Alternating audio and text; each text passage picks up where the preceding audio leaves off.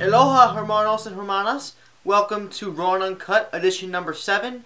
I am John Maffio, aka MaffmanJones, and let's get started. I'm finally getting that tally going up, and I have my paper ready, so every time I stutter, I'm going to write a tally. And whoever gets closest or gets the exact amount gets a shout out. Okay? Will that make you happy? Let's get started. And we're going in chronological order from the news that was oldest to newest, as I wrote them down. For Ninja Turtles, now known as Teenage Mutant Ninja Turtles, it was renamed, yes. That's one step closer to close faith in humanity. Splinter has been cast as Danny Woodburn. And if that name doesn't ring a bell, he's that little person who's in a lot of movies, including Bad Santa, most recently in Oz. I mean, I don't have a problem with the guy, but what odd, obscure casting choice. Like, I don't know what to say. I mean, I really don't have faith in this movie much. It doesn't help it at all, but I guess we'll have to make do with it. But they should have got something much... They should have found somebody much wiser and somebody who was actually more prominent, rather than this guy that they got. Next, Guardians of the Galaxy. Somebody was cast in the movie. It was Michael Rooker from The Walking Dead. No, he's not going to be a main character, but he will be a side character of sorts. And he has a mohawk now. And you know what? That makes me happy because he's a good actor. He's a cool guy. He deserves a role in a good movie like this. Hopefully, good movie. And that's what to say about that. Next, Fast and Furious 7, which is confirmed to be directed by James Wan, director of Saw and Insidious 2, upcoming in September, will be coming out in July 2014. Why are they rushing this movie? That means that they have to get into production within the summer and get it out in less than a year. They are already projectiling that this movie, Fast and Furious 6, will be a big profit moneymaker, which it will be, but why are they rushing this movie to come out a year only after? Like, what are they doing? It's the type of movie that could be made in less than a year, yes, but I don't get it. I mean, I'm not the biggest fan of these movies, but we'll have to see how it turns out. Oh well. Okay. Fantastic Four, the new reboot, being directed by the guy who made Chronicle, is going to start shooting in June. Because if they don't start shooting at that time, then the rights reverse back to Marvel. And that would be awesome, but Fox is way too greedy of a studio to let that happen. So we should be getting casting details for the next month or two, and shooting will start in the summer. So, I mean, I don't have any issues with this. The movie comes out in 2015, though, so they're shooting like a year and a half before it should. I guess that makes sense, so they have more time to finish up on the VFX. We'll have to see, though. Next, Star Wars. Do you like Star Wars? I know I do. Do you like a lot of it? Well, you better get used to it. Tough shit, because starting in 2015... there will be a Star Wars movie consecutively every single year, at least one. And every couple years will be the J.J. Abrams initiated trilogy. So we'll get a trilogy starter, then we'll get a solo movie, then another episode 8, solo movie episode 9, and it goes on and on. But, I mean, I don't have a problem with this right now because Marvel is putting out a movie, or 2 movies as of now, every single year, which is awesome. If the quality could stay up to par, then I have no problem with this. I have no quarrels.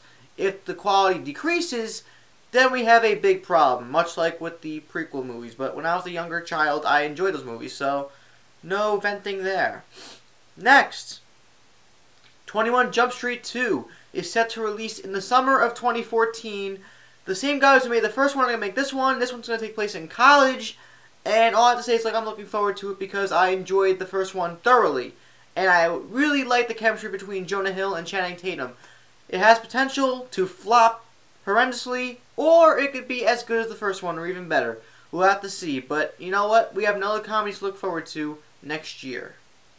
Next, we got our first looks at Harry Osborn and Max Dillon, aka Electro, in Amazing Spider-Man 2.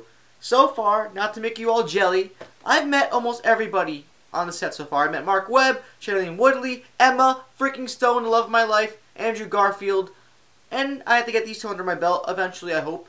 But they look cool. I mean, Dane DeHaan looks like Dane DeHaan as Harry, but he'll definitely put in a good performance, I'm sure.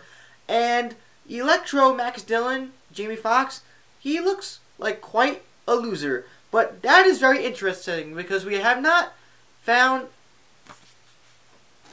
That is 2.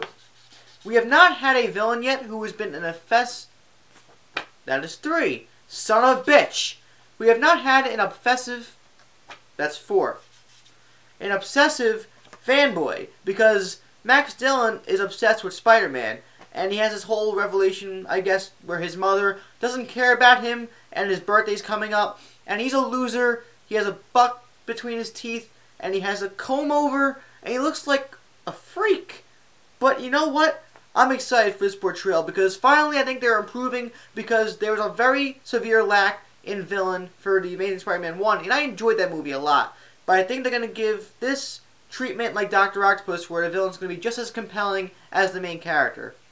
Other than that, not much to say. What is next? Dodgeball 2. Apparently it's happening. I don't have much to say about this movie because I love Dodgeball.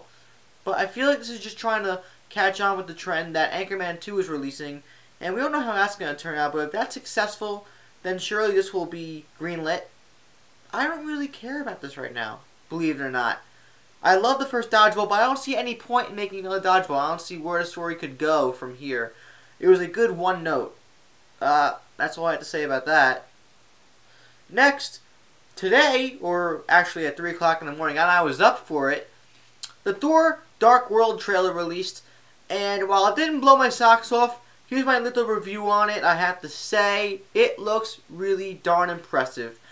The action looks pretty cool. The story looks a lot more engaging and emotionally investing than the first movie. The villain looks like something out of Star Trek. He's a dark elf, and I think he's the guy from G.I. Joe who played the metal face. I'm not sure, but he looks like he can be a compelling villain. Looks like somebody's going to die in this movie, at least one person. Either Jane, in my opinion, or Loki. Who else? What's going on in this trailer also? A lot of peril, a lot of destruction, a lot of drama. Just looks like... And Game of Thrones, because Alan Taylor's directing the movie, and he's involved with Game of Thrones. I like the dark, gritty feel of Asgard that's going on with this movie. And everything about this movie looks just as good as Iron Man 3, if not better, possibly. And for a teaser, it showed a lot, and I'm very excited for it. I really am. Just hopefully it doesn't fail, because I liked Thor 1 when it came out originally, but it's diminished a little bit since it came out. But I still think it's an enjoyable movie, even though it's kind of cheap. But we'll have to see how this one turns out. But I'm very excited. I am very excited for it. And finally, Ratchet and Clank. This released like an hour ago. Apparently they're making a movie. So this will be the first animated video game adaptation, and it's being created by the people who made Ratchet and Clank. Believe it or not, I never played Ratchet and Clank as a child. I was more of a Jak and Daxter type of guy, Spyro, all those cool guys, Croc. But apparently this franchise could come off to a good note, and these characters seem memorable, and since the people who made the characters are making the movie, then it could give any warranted right for the movie to be good. My words just got mixed up a little bit there, but I didn't stutter. They released a teaser trailer, and it seems pretty witty.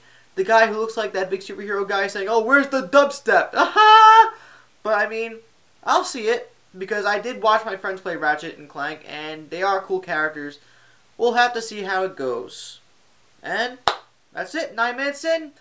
Now, the tally is, I stuttered legitimately 4 times. I think 3 of those times were like literally within 10 seconds of each other. And who guessed 4 times? We Pony 1, 2, 3, 4. Congratulations, you have gotten a shout out. If I knew you in person, I would make love to you sweetly and sensually like Ron Burgundy to Veronica Corningstone in Anchorman. Congratulations. Hey! So now, that's the end of RAW UNCUT 7. If you have an opinion on any of the news stories from today's video, let me know in the comments down below. Please subscribe to MaffmanJones, like this video, and check out Facebook, Twitter, and We Live Film. I have the warranted right to cut now, so joke's on you, haha. But please let me know your predictions in the comments down below as well. How many times will I stutter in RAW UNCUT 8? If you get it right, you will get a shout out. I am John from MaffmanJones. See you next time!